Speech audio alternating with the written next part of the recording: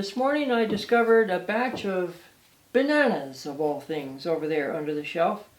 They're starting to get a little bit on the old side, so I think this is a good day to make some banana bread. So why don't you follow me along? We'll see what we can do here. Oh, and at the end of the video I'm going to give you some bonus footage, so be sure to stay around for that. These bananas are not quite dark enough. They're pretty dark, but I like to have them a little bit darker. So what I like to do is bake them in the oven. So what you do is you put them on a cookie sheet like that. Then you set your oven for 350. Oh, wait a minute, I don't have a knob on mine. Okay, that's all right. We'll put it in the oven. Oven's a little bit warm right now, but we'll put it in there and drop that temperature down. And we'll bake these for about 10 minutes. Bake them at 350. While we're waiting for our bananas to finish cooking and turning dark, I want to go ahead and start getting our dry ingredients ready. Now the first thing we're going to need is 210 grams of all-purpose flour.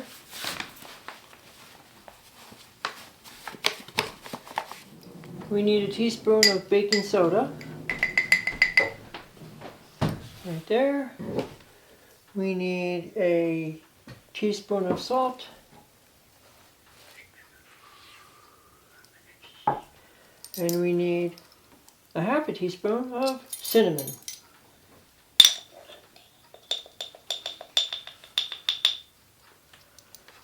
We'll give that a whisk together. A nice blend. The bananas should be done now. I'll take them out. And yeah, nice. I'll take the bananas out. And the other thing I want to do is we're going to put hazelnuts in this banana bread also. So I always like to toast the hazelnuts, or any nut actually that I use in baking. So I'll put the hazelnuts on the baking sheet and put them right back in the oven at 350 for about 10 minutes. I'm just opening up the bananas. They're nicely cooked, very nice. And get that banana meat out of there, if you will. Give the peel to the chickens. And I'm just going to mash this up really nice. Now I'm going to start mixing up the wet ingredients in this mixing bowl to the stand mixer. One of the first things I need, or the first thing I need, is 3/4 cup of sugar. But I like to use brown sugar in these types of sweetbreads. And I also don't use as much sugar as they ask for. It's always too sweet. So this particular recipe calls for 3/4 cup. And I'm going to do a little less than 3/4 of a cup. But what I like to do is use brown sugar. We don't keep brown sugar in the house because it's just so much easier and more cost effective to make your own brown sugar. So I've got the sugar in the mixing bowl, and I'll just take some molasses. You want to use Barbados if you can find it. We buy it by the gallon. So I'm just going to dollop a little bit of molasses in there. It comes out very slowly. It pours like molasses. All I need to do now is just take my fork and blend the two. I think that the brown sugar is mixed thoroughly. I don't know if you can see that. I think it looks pretty good. I'm going to set that aside because I think our hazelnuts are done roasting. Oh yes, excellent. Excellent hazelnuts. I always like to toast the hazelnuts. Perfect. Put that there. To get the skins off, I just take my linen bread cloth, lay it out, and put the hazelnuts on it.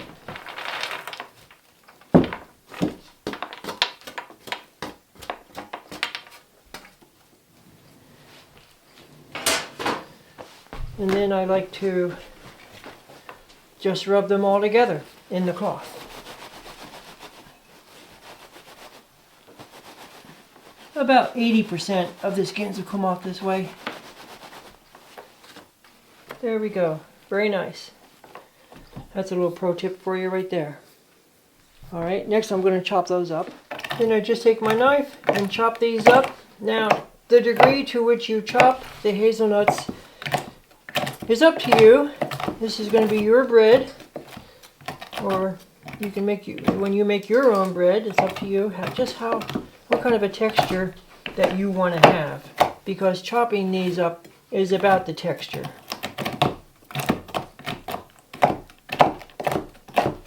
About the right amount of chop that I'd like them to be. So I'm going to put those in this. We've got the mixer out now, the stand mixer. I've got my butter and brown sugar, homemade brown sugar, in the mixing bowl. I'm going to put the paddle attachment on the stand mixer and give it a whirl. Here we go.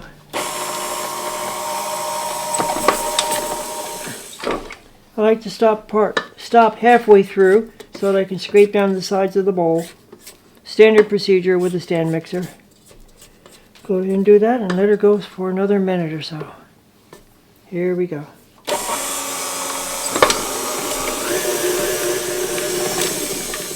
That looks pretty good. Now we're going to put our eggs in one at a time.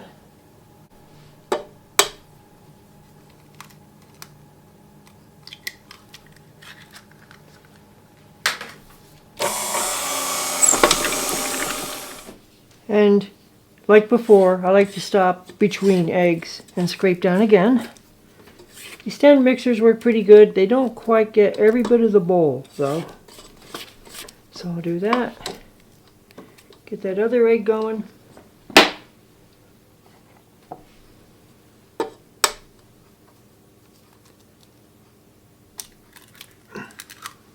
Here's a hint for you. Whenever you put eggs or butter or cream cheese or something like that into a recipe, make sure they're at room temperature because they blend much better. You don't have these little hard spots in your finished product.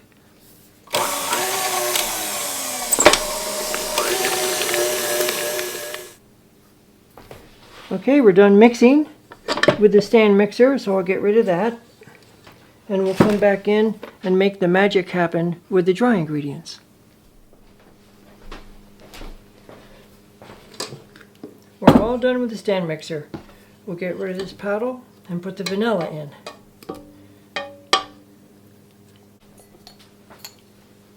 in. 1 teaspoon of vanilla. After all, what would banana bread be without vanilla? Perfect.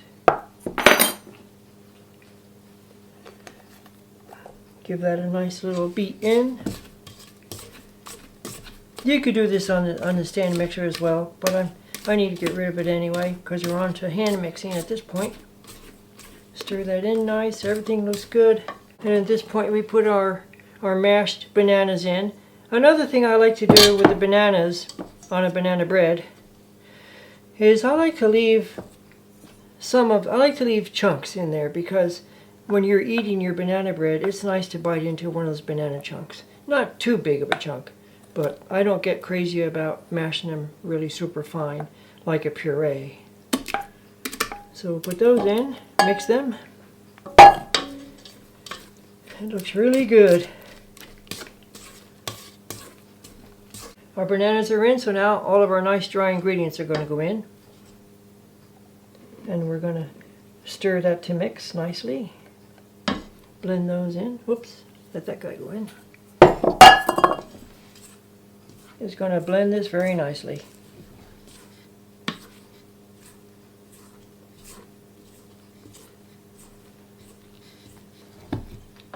I'm also going to add our inclusions, which are the toasted hazelnut crunches. And I'm going to put in some golden raisins.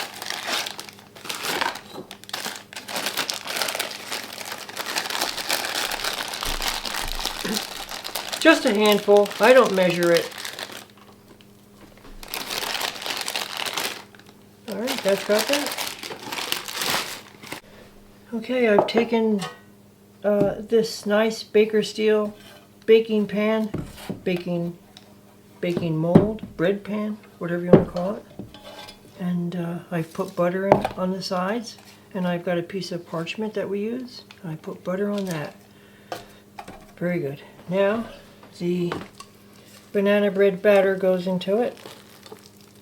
Nicely mixed. It's got all the inclusions in it, which are the toasted hazelnuts and the raisins. Our banana bread mixture is in the bread pan now, so it goes in a preheated 350 degree oven. It's going to go in for about 50 minutes to an hour, and I'll turn it around halfway. So I'll see you in about an hour. Alright, the timer's up. Time to take the bread out of the oven. Took about an hour to cook this bread. So here we go. Take it out. Now what you want to do at this point is to just leave it in the bread pan and leave it on a drying rack for about 20 minutes and just let it cool off slowly before you take it out of the bread pan.